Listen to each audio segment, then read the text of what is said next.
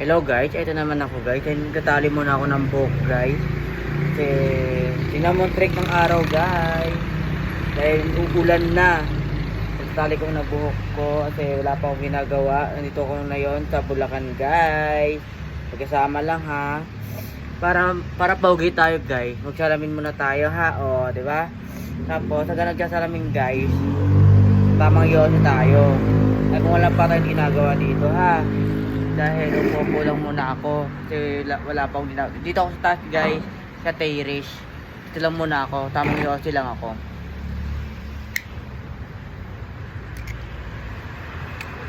Kaso guys, hindi naman ako nagkakape. Gusto ko tubig lang. Tubig lang kasi ako guys, hindi kasi ako nagkakape. Kasi nagkakape ka, gulatin.